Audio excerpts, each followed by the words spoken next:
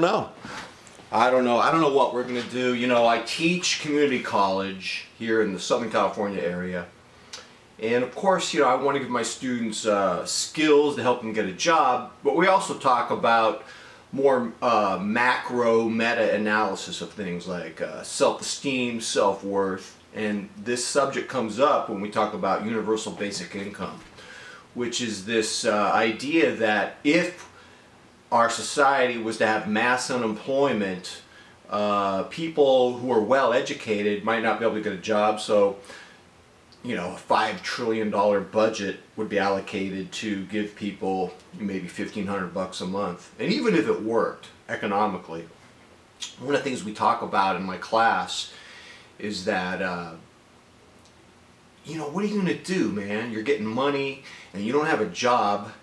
You know, we talk about how it would lead to self-loathing and sort of the death of the spirit. You would be in your parents' basement, you know, on Netflix, and you would be eating Hot Pockets or something. I mean, you would have no self-worth. And so we start talking about that, and then we look at other scenarios. What if you get a job, but you're just a functionary in some cubicle for 40 years? You're like living the life out of Office Space, the great classic movie. I mean, that's really no better for your self-worth or self-esteem, is it? So, you know, UBI doesn't seem like a solution. Becoming a functionary in some bureaucracy doesn't seem like a solution. You need something that gives you purpose and meaning and self-worth and distinction. You want to be a somebody. And sometimes I talk to young people and they say, I want to be a YouTuber. And I go, wow, you want to be a YouTuber? Yeah, I want to be a famous YouTuber. And I say, so what do you want to do? And I don't know. They say, I don't know what I want to do. I just want to be a famous YouTuber. And I say, well, you got to have content. You can't just be a somebody. There's a catch to it. You got to have content. And I think about George Carlin, who in the 5th grade knew he was going to be a comedian. He knew that's what he told Terry Gross on Fresh Air. And wow, could you imagine if you were someone on the level of George Carlin, how high your self-worth would be?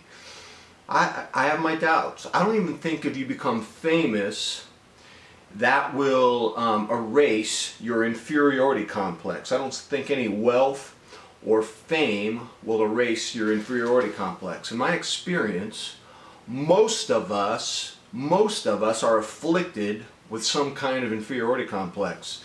And it's horrible, especially because I know a few people who don't have it. Let me tell you 2 characteristics of an inferiority complex.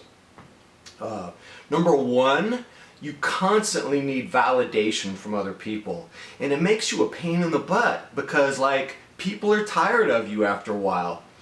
And you just wear people out. You become needy. And then you got to hire a needy manager to manage your neediness, and that's a full-time job, and you have to outsource your neediness to your needy manager. And so it makes you needy, it makes you constantly crave validation, and that craving is on steroids and social media. And so there's that. And then the second quality I would say is when you have self-loathing, you try to overcome it by creating what I call an inflated alter ego or an elevated self. And let's look at William Randolph Hearst. Did you know that there are, according to Joe Rogan, herds of wild zebras in San Luis Obispo thanks to William Randolph Hearst, who brought zebras to his castle? He brought all these elephants and zebras and unicorns, you name it, in order to build his alter ego, his elevated self. Didn't work. He just was mired in self-loathing.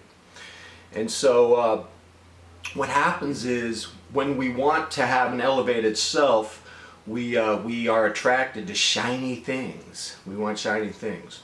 I'll give you an example. I love watches. And, you know, part of it, I just love watches, like the way they look. But the other thing is, it's a fantasy. It's an elevated self. Because, like, my love for watches comes from watching people on TV or movies wearing really cool watches. Like some important person is discussing some important topic while wearing an amazing watch, like a Panerai. Or I'll see a superhero, James Bond, saving the world while wearing an Omega Planet Ocean.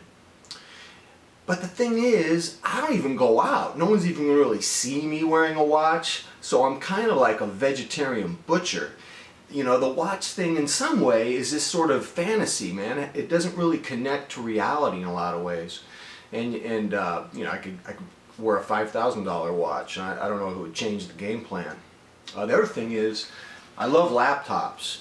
Now, I don't need a laptop, but I like what they represent. To me, a laptop means you're free, you're independent, you're traveling, you're going to Maui, you're going to Tuscany, you're going to Paris, and you're writing another best-selling novel. That's all a fantasy, man.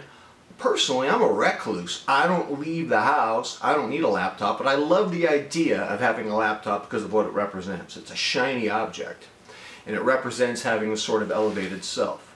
So some would ask, well, what's the cure, McMahon? What is the cure for this need for constant validation, this construction of the elevated self, this alter ego that's chasing shiny objects?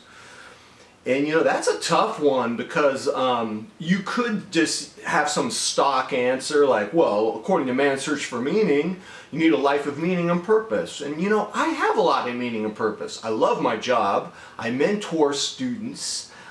I love hanging out with my family. I take my family to the beach every Sunday. We run around. We're laughing, and I love to make coffee, and I love to shave. I like life, but it doesn't diminish that elevated self, that neediness, and I can't stand that because I know one dude, John McDaniel.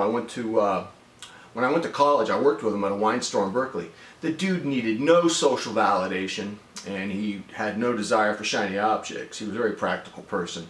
He had a really strong core identity, and I respect that a lot. But a lot of us, we're not at that level. And I'm reminded of Anna Marie Cox, who has a podcast called With Friends Like These.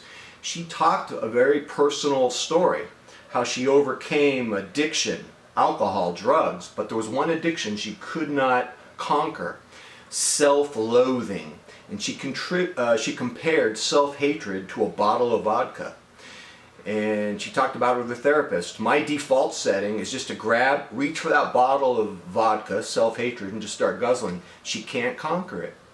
So what I would say is at least have an understanding that this desire for an elevated self, this quest for shiny objects, is a reaction to that bottle of self-loathing. They're opposite sides of the same coin.